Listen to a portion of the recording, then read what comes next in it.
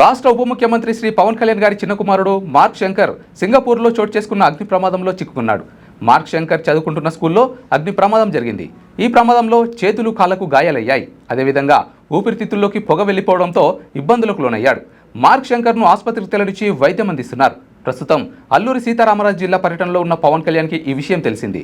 పర్యటన నిలుపుదల చేసి సింగపూర్ వెళ్లాలని అధికారులు, నాయకులు సూచించారు.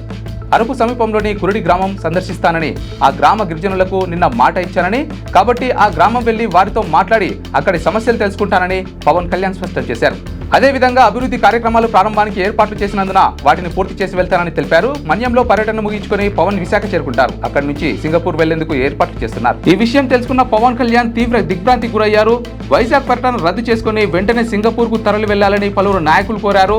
నిన్న కురిడి గ్రామ ప్రజలకు మాటిచ్చానని, గిరిజనులకు మాటిచ్చానని పవన్ కళ్యాణ్ చెప్పడంతో వైజాగ్ పర్యటన కొనసాగింది. మరి రచ్చబండ కార్యక్రమంలో పవన్ కళ్యాణ్ పాల్గొన్నారు. అక్కడ ఉన్నటువంటి కురిడి గ్రామాన్ని కేరళ తరహాలో మోడల్ కేంద్రంగా తీర్చిదిద్దుతామని, అక్కడ గ్రామ దేవతల ఆలయాలను అభివృద్ధి చేసి గ్రామ ప్రజలకు ఉపాధి హామీ కల్పిస్తామని పవన్ కళ్యాణ్ చెప్పారు. అందుకోసం అభివృద్ధి కోసం పవన్ కళ్యాణ్ సొంత నిధుల నుంచి 5 లక్షల రూపాయలు ప్రకటించారు. ఈ ఘటనపై పలువురు నాయకులు స్పందించారు. వైసీపీ అధినేత జగన్ పవన్ కుమారుడు గాయపడ్డాడని తెలిసి ఒక్కసారిగా షాక్ అయ్యానని, త్వరగా కోలుకోవాలని, పవన్ కి మనం అందరం అండగా ఉండాలని తన ఎక్స్ ఖాతా ద్వారా స్పందించారు. అలాగే జగన్తో పాటు అలాగే టీఆర్ఎస్కి సంబంధించినటువంటి అధినేత కేటీఆర్, అలాగే నారా లోకేష్ కూడా, ఇలాంటి పలు నాయకులు కూడా ఎక్స్ ఖాతా ద్వారా స్పందించడం జరిగింది.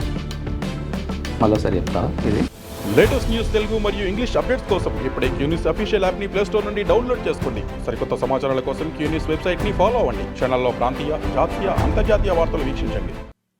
లైక్ చేయండి.